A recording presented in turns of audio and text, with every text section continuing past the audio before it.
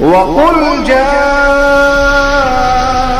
الْحَقُّ وَزَهَقَ الْبَاطِلُ إِنَّ الْبَاطِلَ كَانَ زَهُوقًا۔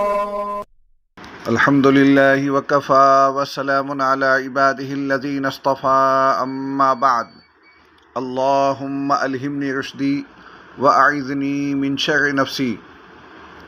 سامعین، کئی سالوں سے مسلسل یہ شکایات سننے اور دیکھنے میں آ رہی ہیں کہ حفاظ تراویح کے اندر قرآن بے انتہا تیزی سے پڑھتے ہیں اور اتنا تیز پڑھتے ہیں کہ کچھ سمجھ میں نہیں آتا کہ کیا پڑھا جا رہا ہے۔ اس پر بار بار توجہ دلائی گئی، ہر طبقے سے آواز اٹھی، لیکن ایسا لگتا ہے کہ کچھ لوگ سمجھنا ہی نہیں چاہتے۔ اس کی قبیل کی جتنی شکایات ہیں وہ بریلوی دھرم سے تعلق رکھتی ہیں، کیونکہ وہاں کے اکثر حفاظ ڈھنگ کے نہیں ہوتے، اس لیے وہاں تلاوت کے نام پر ناقابل فہم سی آواز نکلتی ہے جسے بڑے سے بڑا حافظ اور عالم بھی پکڑ نہیں سکتا۔ بریلویوں کی تراویح والی تلاوت سن کر اجلن جسد لہو خوارن یاد آ جاتا ہے۔ دیوبندیوں میں اس طرح کی تلاوت کا رجحان الحمدللہ عمومی طور پر پایا نہیں جاتا۔ کل کئی صاحبان نے میرے پاس ایک ویڈیو بھیجا اور کہا کہ اس پر تبصرہ کیا جائے۔ پہلے آپ ویڈیو دیکھ لیجئے، اس کے بعد میرا تبصرہ۔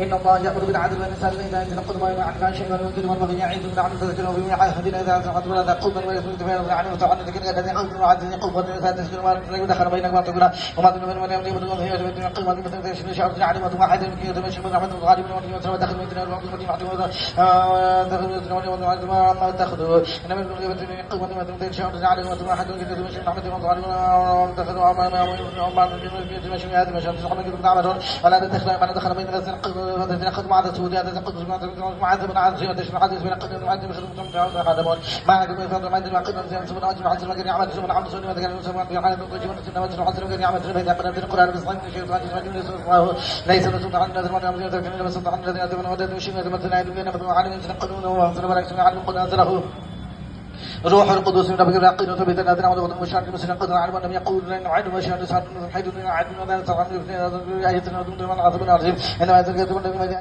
سامعین، یہ ویڈیو جو آپ نے ابھی دیکھا لکھنؤ کی مشہور بریلوی مسجد کا ہے۔ یہ مسجد نشاط گنج میں واقع ہے اور مسجد کا نام ہے جامع مسجد اہل سنت رضائے مصطفیٰ۔ دیکھا آپ نے تلاوت کس طرح کی ہے؟ سچ یہ ہے کہ ایک دو جملے کے سوا اس میں آیت ہے ہی نہیں، بلکہ بس آواز ہے، اور اتار چڑھاؤ کچھ ایسا ہے کہ سننے والا سمجھ رہا ہے کہ قرآن پڑھا جا رہا ہے۔ یہ فراڈ ہے، یہ دھوکہ دینے کی ایک تکنیک ہے، یہ بے وقوف بنانے کا ایک فن ہے۔ جب کسی حافظ کو قرآن یاد نہیں رہتا تو وہ ایسی ہی گلاٹی مارتا ہے۔ حیرت اس پر ہے کہ یہ صاحب اس کے باوجود امام تراویح بننے پر وزید ہیں۔ یادداشت تو ہے ہی نہیں، سورہ فاتحہ بھی ایسی پڑھی کہ سمجھ میں نہیں آئی، گویا وندے بھارت آئی اور دم زدن میں غائب ہو گئی۔ اتنی رفتار کے بعد پکڑ پانا مشکل ہے۔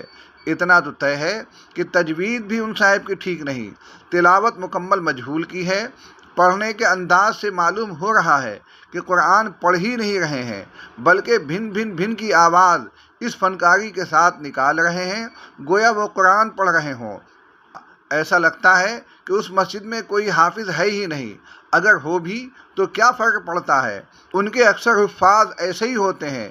بلکہ سچ کہیے تو بریلویوں میں اچھا حافظ کوئی پایا ہی نہیں جاتا، کیونکہ یہ اولیاء اللہ کو گالی دینے، برا بھلا کہنے اور انہیں کافر بتانے کی یہ ایک نحوست ہے۔ کاش کہ انہیں احساس ہوتا کہ وہ کتنا بڑا جرم کر رہے ہیں۔ ایسا ہی ایک واقعہ گورکھپور کی ایک مسجد کا ہے۔ ایک نامور ادارے کے سفیر نماز پڑھنے پہنچے تو صف اول میں انہیں جگہ ملی۔ تراویح شروع ہوئی تو امام صاحب کی رفتار نے انہیں بے چین کر دیا۔ بھیڑ زیادہ تھی، نکلنا مشکل تھا۔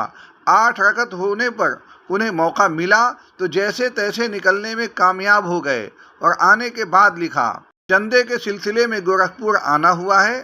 یہ شاہی جامع مسجد کے امام کا قرآن ہے جو تراویح پڑھا رہے ہیں۔ استغفراللہ ربی من کل ذنب واتوب الیہ، اللہ کی پناہ چاہتا ہوں۔ پہلی صف میں تھا اس لیے 8 کے بعد نکلنے کا موقع ملا۔ ایک رکعت بھی پڑھنا اس طرح قرآن کی لعنت میں گرفتار ہونا ہے۔ اللہ کو یہ لوگ کیا جواب دیں گے؟ سامعین، سفیر صاحب نے مجھے بتایا کہ اس مسجد کے نائب امام بہترین عالم و حافظ ہیں۔ انہوں نے سخت اعتراض جتایا، مگر ذمہ داروں نے کہا کہ ہماری تراویح تو بلٹ ٹرین سے ہی ہوگی۔ اب کوئی کیا کہہ سکتا ہے؟ کس قدر افسوس کا مقام ہے کہ شاہی جامع مسجد، جہاں عام طور پر نمازی کی کثرت ہوتی ہے اور جہاں علماء و مشائخ کی آمد و رفت رہتی ہے، وہاں کا امام تراویح اس رفتار سے پڑھے کہ کچھ سمجھ میں نہ آئے۔ جو تلاوت ابھی پیش کی گئی ہے میں نے بہت کوشش کی کہ سمجھوں، لیکن چند الفاظ کے علاوہ کچھ بھی پلے نہیں پڑا۔ سورہ فاتحہ بھی صرف اس لیے پکڑ میں آ سکی کیونکہ اس کی رفتار عموماً سست رکھی جاتی ہے، اس کی تیزی بھی ایسی کہ کروز میزائل شرما جائے۔ ایک زمانہ تھا کہ لوگ انتہائی تیز رفتار امام کو پسند کرتے تھے اور وہ اس پر مختلف القاب و خطابات سے نوازتے بھی تھے۔ کسی کو حافظ جہاز کہہ دیا، کسی کو حافظ ٹرین کہہ دیا، کسی کو حافظ موٹر سائیکل کہہ دیا۔ غرض جس حافظ کی رفتار جیسی ہوتی اس کے حساب سے اس کو لقب ملتا۔ لیکن جوں وقت آگے بڑھا، نمازیوں کا شعور بیدار ہوا اور ہوتا چلا گیا، خاص کر تب سے جب سے حرمین شریفین کی تراویح لوگوں کے علم میں آئی ہے۔ ان کی بھی خواہش ہوئی کہ ہم بھی اس طرح ٹھہر کر قرآن پاک سنیں۔ اس کے بعد الحمدللہ ایسے حفاظ کی کثرت ہوئی اور ان کی عزت افزائی کی جانے لگی۔ وہ تمام آداب و القاب جو پہلے دیے جاتے تھے ان کا رواج ٹوٹا۔ تیز رفتاری سے پڑھنے کی شکایات عام طور پر وہاں پیش آتی ہیں جہاں ایک ہی ماہ میں 2 یا 3 ختم کا نظام ہو، یا 10 دن کی تراویح ہوتی ہو، یا 3 اور 6 دن کی تراویح کا نظم ہو، کیونکہ آرام سے پڑھنے میں کافی وقت صرف ہوگا اور لوگ اکتا کر کہیں چھوڑ نہ دیں، اس لیے اسپیڈ بڑھا دی جاتی ہے اور چوتھے 5ویں گیئر پر تلاوت ہوتی ہے۔ یہ سارا نظام غلط ہے، اسے ختم ہونا چاہیے۔ تلاوت کی رفتار کیسی ہونی چاہیے؟ اس سلسلے میں ایک سوال اور جواب سماعت فرمائیں۔ سوال: ہمارے علاقے کی بہت سی مساجد اور میدانوں میں نماز تراویح میں روزانہ 5 پارے پڑھے جاتے ہیں۔ ان میں قرآن مجید اس تیز رفتاری کے ساتھ پڑھا جاتا ہے کہ اس کے الفاظ کی صحیح طور پر ادائیگی نہیں ہو پاتی۔ کچھ اماموں کی تلاوت اس قدر تیز ہوتی ہے کہ پیچھے کھڑے حافظ بھی سمجھ نہیں پاتے کہ امام صاحب کیا پڑھ رہے ہیں۔ رکوع اور سجدے بھی اس طرح سے کیے جاتے ہیں کہ ان میں تسبیح نہیں پڑھی جاتی۔ قاعدہ میں اکثر نمازی التحیات ہی پڑھ پاتے ہیں، درود اور اس کے بعد دعا کا موقع نہیں ملتا۔ ایسا لگتا ہے جیسے نماز تراویح کوئی بوجھ ہے جس کو کسی طرح اپنے کاندھوں پر سے اتارا جا رہا ہے۔ لہذا دریافت طلب سوالات یہ ہیں۔ نمبر 1، ایسی نماز تراویح پڑھانے والے امام اور اس کے پیچھے نماز تراویح پڑھنے والے مقتدی کا کیا حکم ہے؟ نمبر 2، نماز تراویح میں قرآن مجید کس طرح پڑھنا چاہیے؟ رکوع اور سجدے کس طرح کرنے چاہیے؟ جواب: قرآن مجید اللہ جل شانہ کا مقدس کلام ہے، اس کے آداب بھی اتنے ہی عظیم ہیں جس قدر خود یہ عظیم ہے۔ قرآن کریم میں ہی اسے ترتیل و تجوید کے ساتھ پڑھنے کا حکم دیا گیا ہے۔ رسول اللہ صلی اللہ علیہ وسلم نے قرأت کے احکام و آداب امت کو سکھائے اور صحابہ کرام رضوان اللہ علیہم اجمعین نے امت تک پہنچائے ہیں۔ ان کی رعایت رکھتے ہوئے قرآن کریم کی تلاوت کرنی چاہیے، خواہ تراویح کی نماز ہو۔ لہذا تراویح کی نماز کو جلدی ختم کرنے کے لیے قرآن مجید کو اس قدر تیز پڑھنا کہ الفاظ و حروف کی ادائیگی مکمل نہ ہو یا تیز رفتاری کی وجہ سے سامعین کو کچھ سمجھ نہ آتا ہو، شرعاً جائز نہیں۔ اس طرح قرآن مجید پڑھنا ثواب کے بجائے گناہ کا باعث ہے۔ اس قدر تیز رفتاری سے پڑھنے والوں اور سامعین میں سے اس کی چاہت رکھنے والوں کی پیمائش اور اصلاح کی ضرورت ہے، ورنہ رسول اکرم صلی اللہ تعالیٰ علیہ وسلم کے اس ارشاد کے مصداق بن سکتے ہیں کہ بہت سے رات کو قیام کرنے والوں یعنی تراویح پڑھنے والوں کو رت جگائی کے سوا کچھ نہیں ملتا۔ نمبر 1، ایسی جماعت تراویح میں شرکت نہیں کرنی چاہیے، ایسی نماز تراویح گناہ کا باعث ہے۔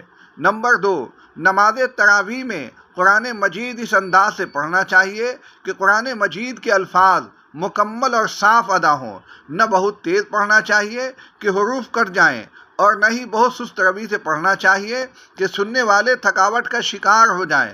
رکوع اور سجود اطمینان کے ساتھ کرنا چاہیے، یعنی کم از کم 3 مرتبہ تسبیح کہی جا سکے، اور یہ حکم ہر نماز کے لیے ہے۔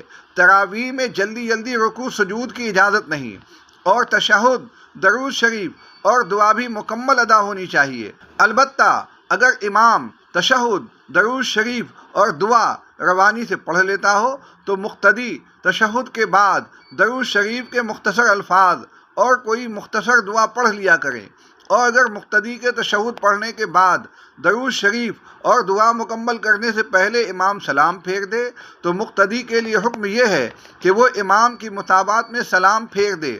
البتہ اگر تشہد ہی مکمل نہ ہوئی ہو تو مقتدی کے لیے تشہد مکمل کرنا ضروری ہوگا۔ اب دارالعلوم کا فتویٰ سنیے۔ تراویح میں قرآن شریف صاف اور واضح انداز میں پڑھنا چاہیے۔ ارشاد خداوندی ہے، وَرَتِّلِ الْقُرْآنَ تَرْتِیلًا، یعنی قرآن کو خوب صاف صاف پڑھو، ایک ایک حرف الگ الگ ہو۔ ایسی تیز رفتاری سے قرآن پڑھنا جس سے حروف کٹ جائیں اور الفاظ کی ادائیگی صحیح و صاف نہ ہو، درست نہیں۔ حفاظ کو اس کا خیال رکھنا چاہیے، بسا اوقات یہ ثواب کے بجائے گناہ کا باعث ہو جائے گا۔